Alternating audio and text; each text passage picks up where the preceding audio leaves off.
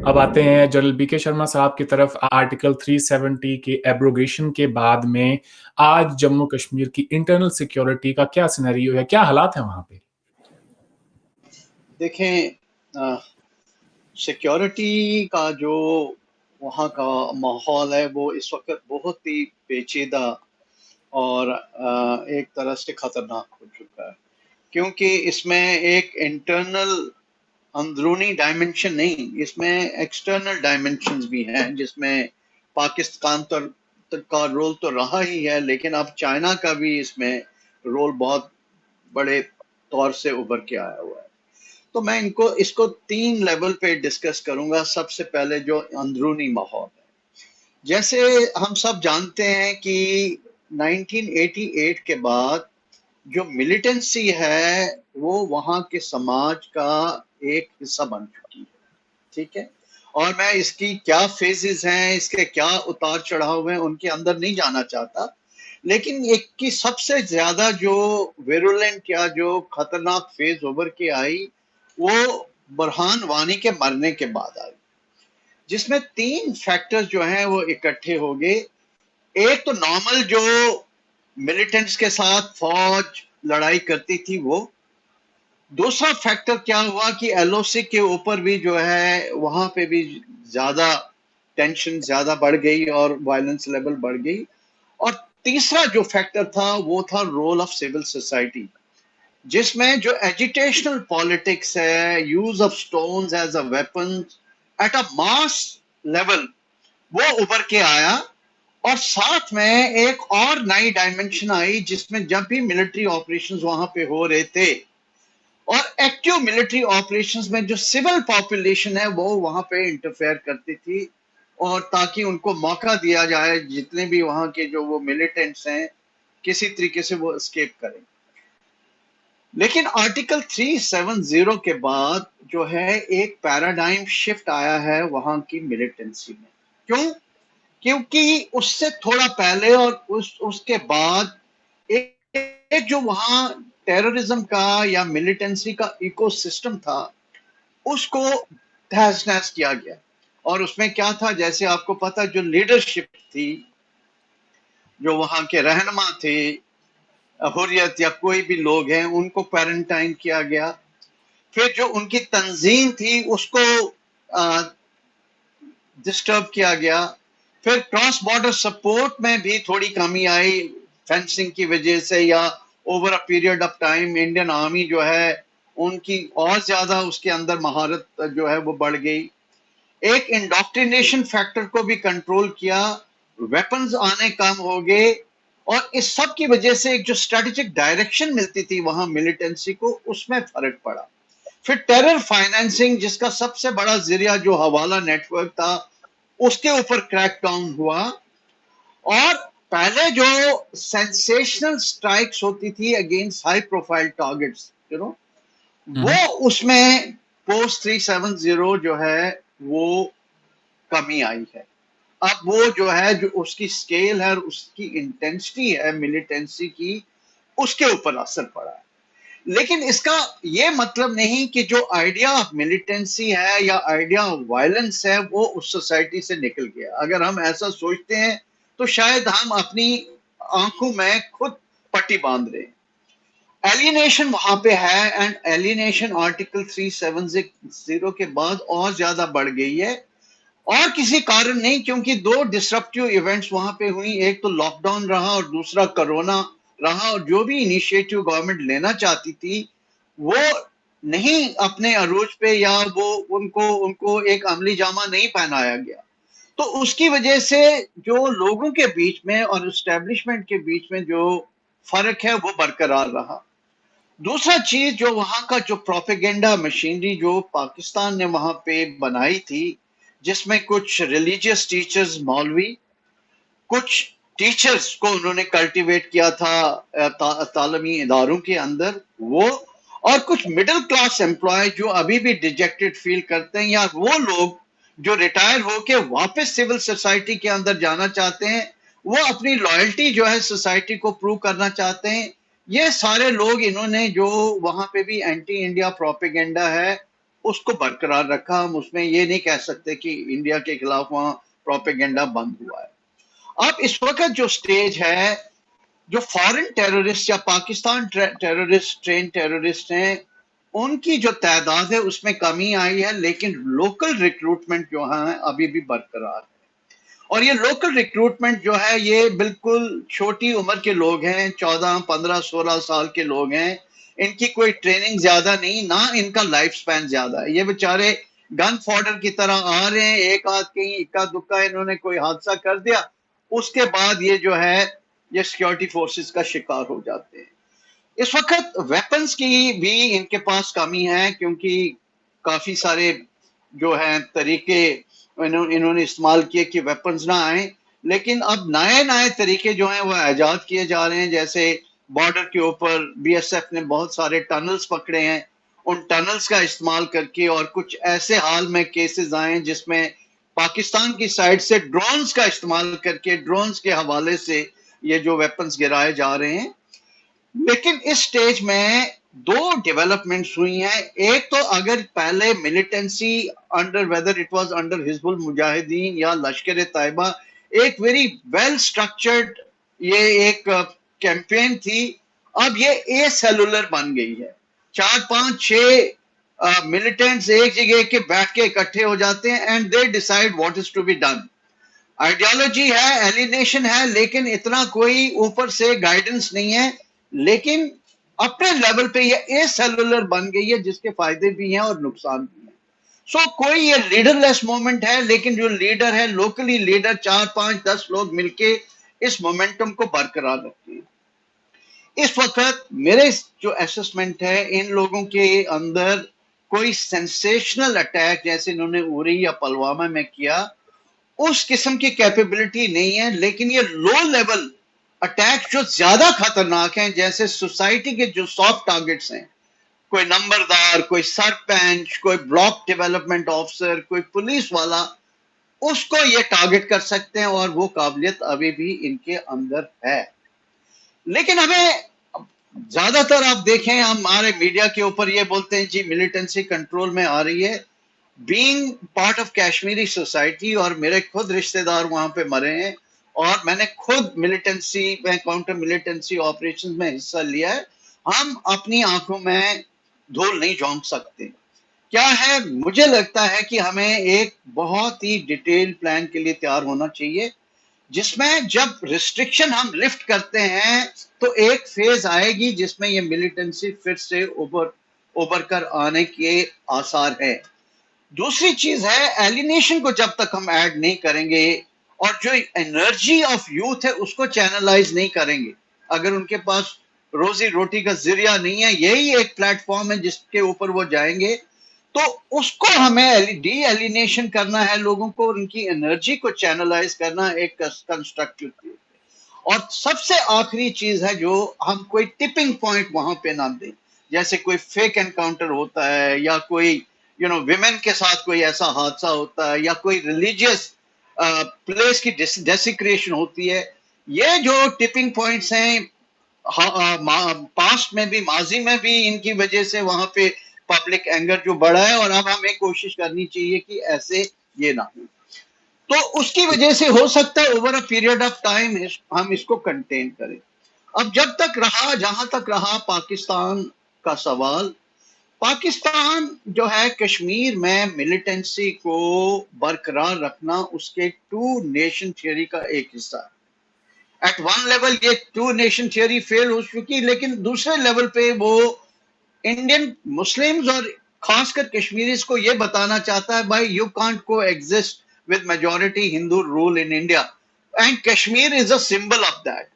और उसी की वजह से जो इंडिया हेटेड वो अपनी पॉपुलेशन के अंदर बरकरार रखना चाहते हैं। अगर कश्मीर नहीं है तो वो इंडिया हेटेड को कैसे वो अपने पॉपुलेशन के अंदर रखें। और तीसरी चीज है, अगर कश्मीर रिजॉल्व हो गया तो पाकिस्तान मिलिट्री के पास कोई थ्रेट ही नहीं रहती। वो एग्जिस्टेंशियल थ्रेट कैसे बोलेंगे? अगर वो एग्जिस्टेंशियल थ्रेट निकल गई तो पाकिस्तान आर्मी का जो प्राइमेसी है, उसका जो वजूद है सोसाइटी के अंदर, लोग उसके ऊपर सवालिया निशान उठाने शुरू कर देंगे।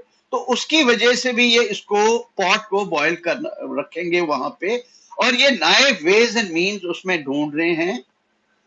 सबसे पहले क्या है कि एक्सटर्नली जो है इन्होंने देखा कि Saudi Arabia, UAE, some of these Islamic countries, ये उतना इनके अंदर अभी जोशो खरोश नहीं रहा। तो अब ये टर्की जैसे कंट्री जो हैं, मलेशिया जैसे कंट्री जो हैं, उनके साथ ज्यादा एंगेजमेंट करके इंटरनेशनल स्टेक के ऊपर इसको बरकरार रखिए। दूसरा जो है, इंटरनली इन्होंने अब नई ऑर्गेनाइजेशन वहां पे लॉन्च करनी शुरू की हैं, जैसे द रेजिस्टेंस फ्रंट, क्योंकि पहले अगर ये कुछ इस्लामिस्ट इन्होंने नाम दिए तो उससे इनकी बदनामी हुई। अब ये इसको पैलेस्टाइन मॉडल के ऊपर रीस्ट्रक्चर करना चाहते हैं, और ये नई ऑर्गेनाइजेशन इन्होंने क्रिएट की है जिसको द रेजिस्टेंस फ्रंट बोलते हैं। अब ये नई ऑर्गेनाइजेशन जो है, ये इसमें they are following a multi domain approach to keep the militancy alive. एक तो आप गन्स की वजह से करो, दूसरा आप जो cognitive space, mental psychological space में काम करो। उसके लिए इन्होंने क्या किया है, एक बहुत ही अच्छा नेटवर्क सोशल मीडिया के ऊपर बनाया है, जो ये बड़े एक आईएसआई की मदद से साइकोलॉजिकल एनालिसिस करते हैं पर्सनालिटीज को, जो ससेप्टेबल पॉपुलेशन है उसको, उनको रिक्रूटमेंट करके सोशल मीडिया के ऊपर जो लोगों को इंडोक्ट्रिनेट करना या उनके एंगर को मेंटेन रखना वो करते हैं। और इसमें नए जो फ्रंटियर्स हैं, अभी टर्की जो है वो, टर्की, मलेशिया, इंडोनेशिया, ये नई डेस्टिनेशंस बन चुकी हैं जहां से इस किस्म की जो ऑर्गेनाइजेशन ये करते हैं। और अब इनका क्या रोल है कि अगर हाई प्रोफाइल, हाई इंपैक्ट आप टारगेटिंग नहीं कर सकते तो आप जर्नलिस्ट को टारगेट करो, आप लॉयर्स, ओपिनियन मेकर्स को टारगेट करो, आप पॉलिटिकल वर्कर्स को टारगेट करो, आप पुलिस और दूसरी जो गवर्नमेंट एजेंसीज हैं उनको टारगेट करो, ताकि किसी ना किसी स्टेज पे जो वहां पे मिलिटेंसी वो बरकरार रहे और पीस और स्टेबिलिटी कश्मीर के अंदर ना आए। और इस सारे माहौल के अंदर अब जो चाइना फैक्टर है वो उभर के आया। आपको पता है कि यूनियन टेरिटरी ऑफ लद्दाख में चाइना के साथ एक जंगी माहौल बना हुआ है, और इस जंगी माहौल में किसी न किसी लेवल पे पाकिस्तान और चाइना के अंदर कुछ अंडरस्टैंडिंग है, क्योंकि at a geo strategic level, grand strategic level, ये जो नेक्सस है उनको गिलगित बाल्टिस्तान का जो भी उनका फ्यूचर रोड मैप है, इनके दोनों के स्टेक्स उसके अंदर हैं। और ये विंडो जो है पाकिस्तान यूटिलाइज करना चाहता है कि वो कोई मेजर चेंजेस गिलगित बाल्टिस्तान के स्टेटस के ऊपर करे, क्योंकि इंडिया जो है इस वक्त ये सोचते हैं कि वो मिलिटरीली शायद कोई एग्रेसिव स्टेप ना ले पाए, क्योंकि चाइना वहां पे एक बड़े तरीके से आया हुआ है। तो अभी हमने ये देखना है कि पाकिस्तान का क्या इसमें रोल रहता है विज़ावी चाइना। क्या वहां पे वो एलओसी के ऊपर ऐसे कुछ सेंसेशनल एक्ट्स करते हैं जैसे पुलवामा या उरी काइंड के, जिससे वो इंडिया को प्रोवोक करें, या वो चाहते हैं कि ये जो हैवी वेट लिफ्टिंग है ये चाइना करे, और वो जो इस विंडो का फायदा उठा के वो अपनी कंसोलिडेशन वहां पे करें और किसी लेवल पे जो वो मिलिटेंसी को बरकरार रखें और एक थ्रेशोल्ड तक रहें, ताकि इंडिया जो है एक मिलिट्री ऑप्शन उनके खिलाफ ना इस्तेमाल करे। मेरी जो असेसमेंट है वो पाकिस्तान जो भी एक्टिविटीज कश्मीर को लेके करेगा वो एक थ्रेशोल्ड के नीचे रह के करेगा, ताकि पॉट जो है वो बॉयल करता रहे और इंडिया और चाइना आपस में अगर वो गुत्थम गुत्था होते रहे। लेकिन अगर उसको अपॉर्चुनिटी मिलती और शायद इंडिया अगर हाइपोथेटिकली पाकिस्तान चाइना के दबाव में आता है, तो शायद ये जो है उस विंडो का फायदा उठा के कुछ और ज्यादा जो है किस्म की मिलिट्री मिस एडवेंचर या adventurous activities line of control के ऊपर कर सकते हैं। तो ये मेरे असेसमेंट, ये ओवरऑल सिक्योरिटी एनवायरनमेंट। जी, बहुत-बहुत धन्यवाद आपका। भारत को हमारे यहाँ पे सिक्योरिटी जो मेजर्स हैं, क्या लेने चाहिए कि जिससे कि हम अपना खुद का सिक्योरिटी प्रोफाइल एनहांस कर सकें? देखिए, सबसे पहले जो सबसे बड़ा मसला इस वक्त है वो चाइना का है, ठीक है। हुँ, हुँ। इंडिया, ये वर्ल्ड ओपिनियन या जो अपने लोग हैं या कश्मीरी लोग हैं या हमारे जो नेबर्स हैं उनको ये नहीं मतलब इम्प्रेशन दे सकता कि इंडिया जो है चाइना के दबदबे में आ गया। इसलिए हमें एक बहुत ही सॉलिड स्ट्रॉन्ग स्टैंड चाइना के अगेंस्ट लेना है, क्योंकि चाइना एक एग्रेसर है। उतने हमने जितने भी मुआहदे उसके खिलाफ किए थे उन सब मुआहदों को उसने तोड़ा हुआ है। तो एक बोल्ड जो है वो स्टेप हमें लेना है चाइना के अगेंस्ट, ताकि वो स्टेटस को वहां चेंज ना करें और थ्रू मिलिट्री मीन्स जो वहां की जो जो जो ज्योग्राफिकल बाउंड्रीज हैं उनको ऑल्टर न करें। इसी तरीके से हमारा जो मिलिट्री प्रोफाइल है वो पाकिस्तान की तरफ भी स्ट्रांग रहना चाहिए, ताकि वो मौके का फायदा उठाकर एलओसी में कोई रद्द बदल ना करें स्टेटस को। ये तो रहा मिलिट्री। जहां तक मिलिटेंसी का सवाल है, मेरे ख्याल में इस वक्त इंडियन आर्मी या सिक्योरिटी फोर्सेस में इतनी कैपेसिटी है कि वो मिलिटेंसी को कंट्रोल में कर सकते हैं। लेकिन इन द पास्ट मिलिट्री ने क्या किया कि हर फेज में उन्होंने वहां का सिक्योरिटी एनवायरनमेंट जो है उसको इम्प्रूव किया, लेकिन जो पॉलिटिकल इनिशिएटिव्स थे जो पैरेलल पे चलने चाहिए, वो पॉलिटिकल इनिशिएटिव जो हैं वो लॉन्च ना हो पाए और ना ही उनमें कोई हमें प्रोग्रेस मिली। तो इस वक्त ये एक विंडो है, एंड जिस तरीके से अशोक भान साहब ने पहले बोला कि इस विंडो को गवर्नमेंट को इस्तेमाल करना चाहिए, ताकि जो पॉलिटिकल रीबूटिंग है एंड जो पॉलिटिकल एंगेजमेंट है वहां की सोसाइटी के साथ और जो गवर्नेंस के इश्यूज हैं, डेवलपमेंट के इश्यूज हैं, उनको भी साथ साथ रखें, ताकि we have an all out all government approach for the resolution of conflict and peace building in Jammu and Kashmir. जी, 2 सवाल आपसे पूछना चाहता हूं मैं और इनको ग्रुप करना चाहूंगा, आप साथ में ही जवाब दे दें तो बेहतर होगा।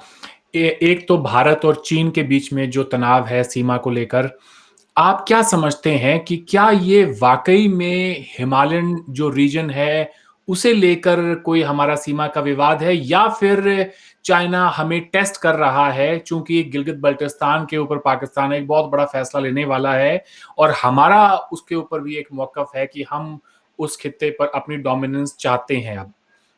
और बहुत सारे बयान भी हमने सुने हैं, फिर वो चाहे हमारे मिनिस्ट्री ऑफ एक्सटर्नल अफेयर्स की तरफ से हो, मीडिया में हो, पॉलिटिशियंस की तरफ से हो। तो क्या इंडिया चाइना का जो बॉर्डर क्लैश है वो असल में जो इशू है गिलगित बल्टिस्तान का, वहां पर ये सारा उसका जो मेन ड्राइविंग फैक्टर है, एक तो हमें इसके ऊपर बताएं। दूसरा हमें ये बताएं कि भारत और चीन के दरमियान इस कशीदगी के अंदर पाकिस्तान ने जो खामोशी का रवैया इख्तियार किया हुआ है उसके पीछे क्या खास वजह है? सबसे पहले जो है, चाइना ने ये डिसीजन जो है बिल्कुल अपने एपेक्स लेवल पे डिसीजन लिया है। वहां उनका जो सेंट्रल मिलिट्री कमीशन है वो उनके प्रेसिडेंट हैं शी जिनपिंग, राइट, और वही उनके कमांडर इन चीफ भी हैं। और इस वक्त जिस लेवल पे उन्होंने वहां पे मोबिलाइजेशन किया, तकरीबन 50,000 ट्रुप्स, जिसमें कुछ ट्रुप्स जो हैं उन्होंने दूसरे रीजन से भी जो ताइवान के अगेंस्ट डिप्लॉय किया, कोरिया के अगेंस्ट, जापान के अगेंस्ट, वहां से भी ट्रुप मोबिलाइजेशन किए। बीजिंग में उनकी एक सेंट्रल जो है थिएटर कमांड है, वहां से भी ट्रुप्स लाए हैं। तो ये डिसीजन जो है एपेक्स लेवल पे लिया हुआ है।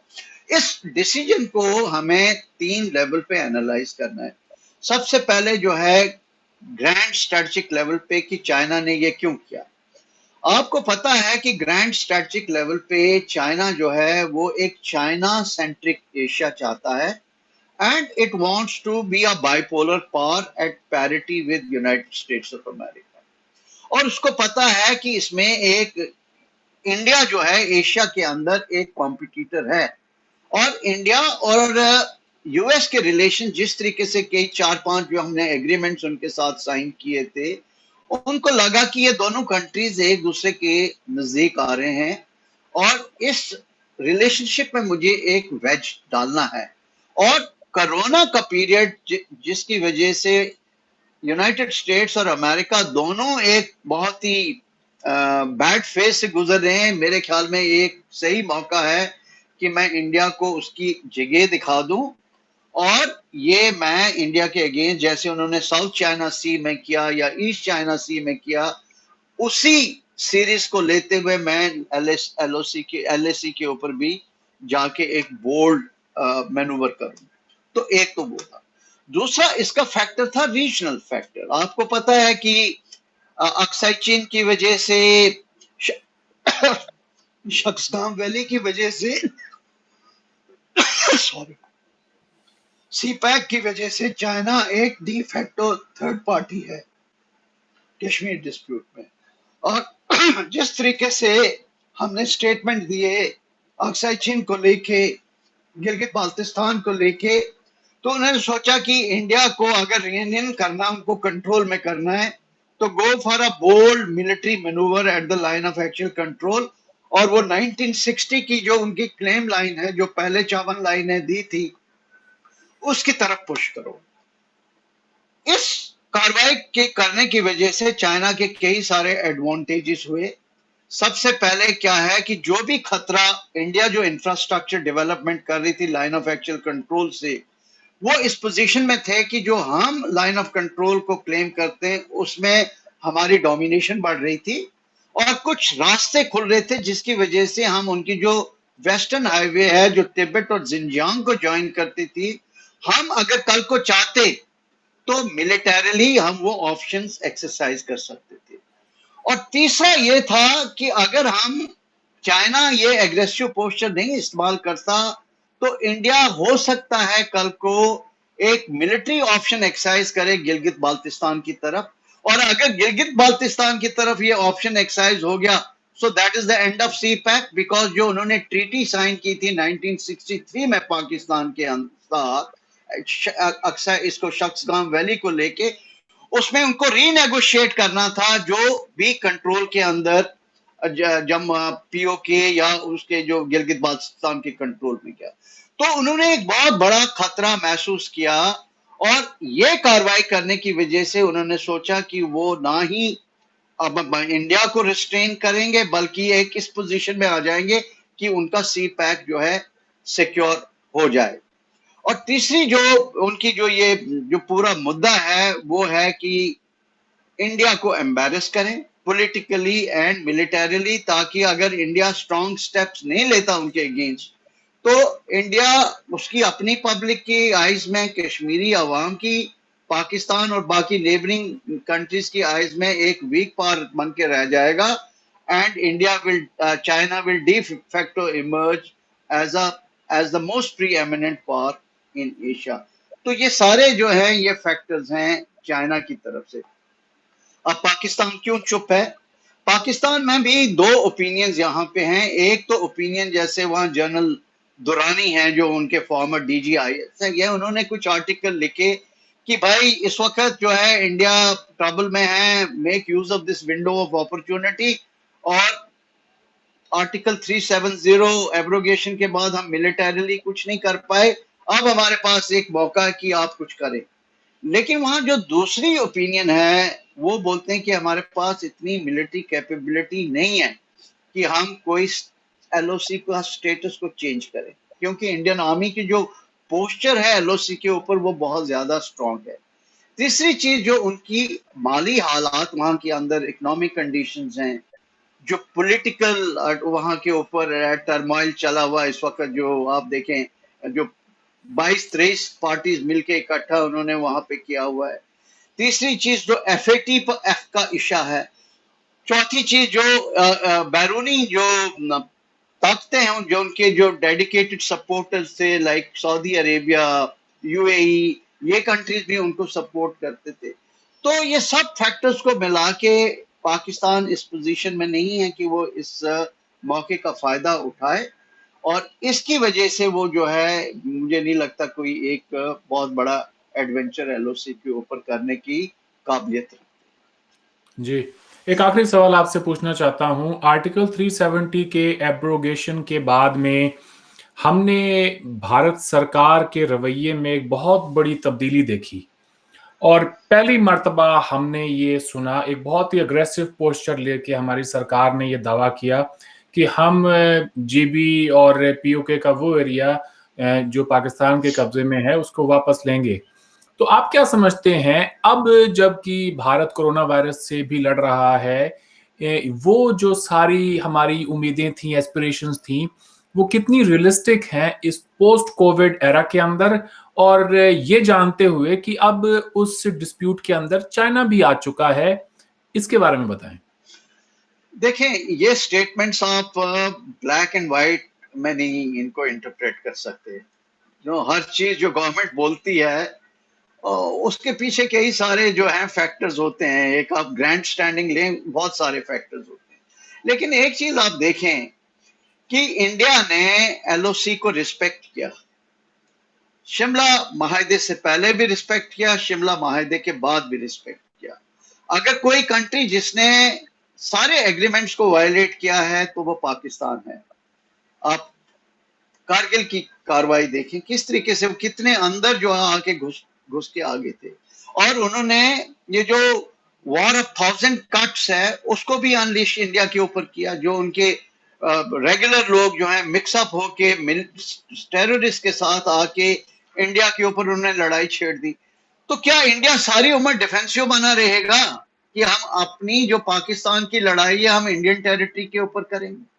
तो इसलिए एक स्टेज आ गई है to call Pakistani bluff and say that if you can take recourse to violence and military actions against India, right? India also reserves the right, if you do not moderate your behavior, आप अपने behavior में changes नहीं करते, तो हमारे पास भी ये right है and capability है कि हम ये कार्रवाई कर सकते हैं। अगर आप एक छोटा वीक कंट्री के होने के बावजूद भी अगर आप इंडिया के अंदर एग्रेशन कर सकते हैं, तो हम तो थर्ड लार्जेस्ट मिलिट्री पावर है। तो अगर हम चाहें और कल को अगर पॉलिटिकल डिसीजन लिया जाए तो हम जाके अपने एरिया को वापस कर सकते हैं। अब इसका आगे इम्प्लीमेंटेशन करना है नहीं करना है, कोरोना है नहीं है, इन फैक्टर्स के अंदर मैं नहीं जाऊंगा। लेकिन मैं आपको इन सम एंड सब्सटेंस ये बोलता हूं कि इंडियन मिलिट्री के अंदर ये काबिलियत है कि वो इस किस्म के ऑपरेशंस कर सकते हैं। बाकी रहा international situation, regional geopolitical situation and the political will and the necessity to take this decision is a subsequent matter. I'll not get into it.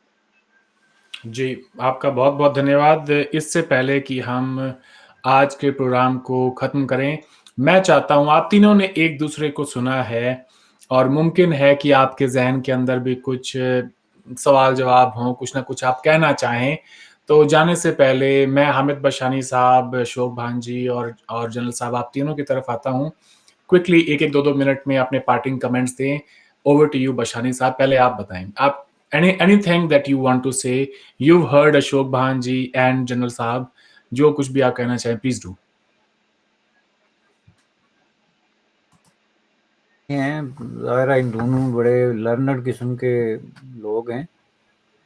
तो इस हवाले से चूँकि मेरा कमेंट तो यही है कि देखें ये सारी चीज़ें जाके जहाँ पे जुड़ती हैं वो एक पॉइंट है, और वो पॉइंट ये है कि क्या ये जो कुछ हम गुज़श्ता 70 साल से कर रहे हैं इसको कंटिन्यू ये सस्टेनेबल है, और अगर सस्टेनेबल है तो इस पे हमें कभी डिबेट करना चाहिए कि इसके जो है वो बेनिफिट्स क्या हैं और नुकसानात क्या हैं।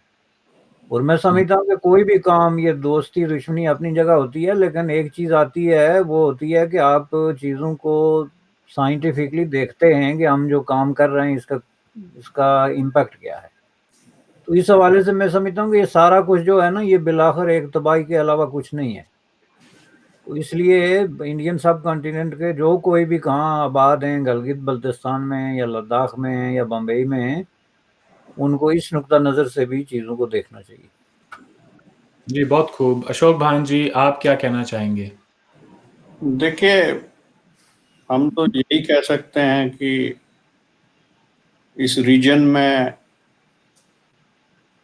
पूरे बरसगीर में हिंदुस्तान, पाकिस्तान और चीन के साथ जो कोशिशें हुई हैं, होती रहेंगी, दोस्ती की, बातचीत की, उस प्रयास को नज़रअंदाज नहीं करना चाहिए।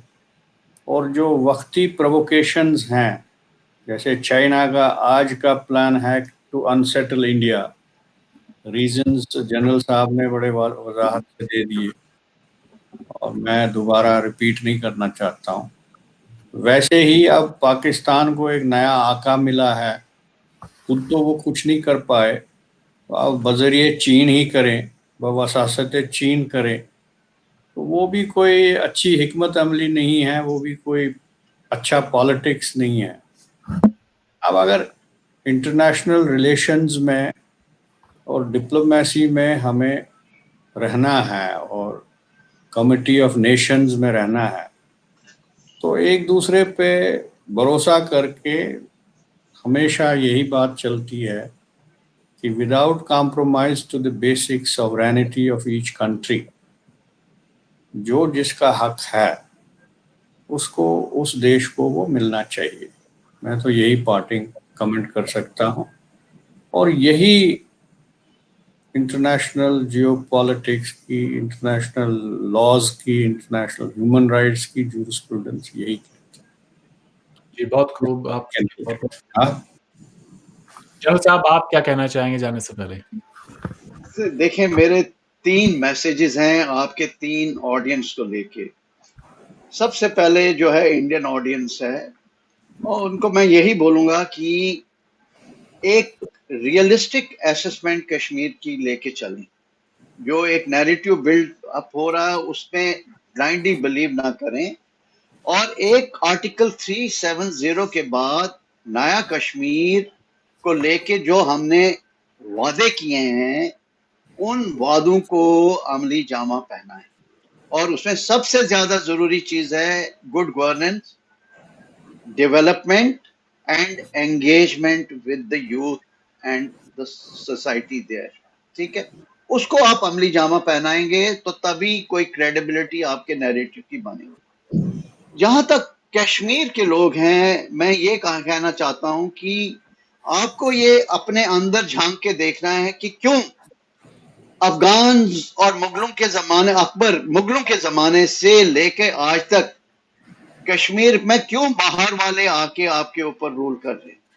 हमारी अंदर की क्या कमजोरियां हैं, हमने किस तरीके से अपने आप को डिवाइड किया, किस तरीके से हम लोगों के जो है वो बहकावे में आके हमने अपनी जो आइडेंटिटी और अपनी सोच है उसको हमने एक तरह से प्रिजनर बना लिया। आप उस अपने आप को उस सोच से लिबरेट करें।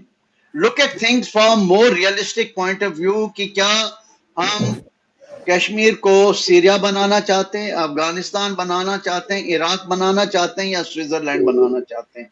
और अगर एक नया मौका आपके पास आया है तो आप पॉलिटिकल प्लेटफॉर्म पे आके जो भी आपको अपनी स्टेट के लिए चाहिए वो गवर्नमेंट ऑफ इंडिया के थ्रू अ पॉलिटिकल प्रोसेस उसको अचीव करने की कोशिश करें। और तीसरी जो मेरा मैसेज है वो है पाकिस्तानी ऑडियंस के लिए कि आपका कंट्री जो है इस वक्त बहुत ही मुश्किल हालात से गुजर रहा है, और ये जो आपकी नफरत और आपकी जो सोच है इंडिया को लेके, इससे पाकिस्तान को नुकसान ही हुआ है, इससे पाकिस्तान को कोई फायदा नहीं हुआ। अगर आप इन जो अभी के हालात हैं उनसे उबरना चाहते हैं तो आप जो इंडियन ऑब्सेशन और कश्मीर ऑब्सेशन को निकाल के जो एनर्जी अपने कंट्री की डेवलपमेंट और फलाह और बहबूदी पे लगाएं, तो शायद उससे पूरे आपके कंट्री में नहीं बट पूरे खित्ते के अंदर अमनो अमान और खुशहाली जो है वो पैदा।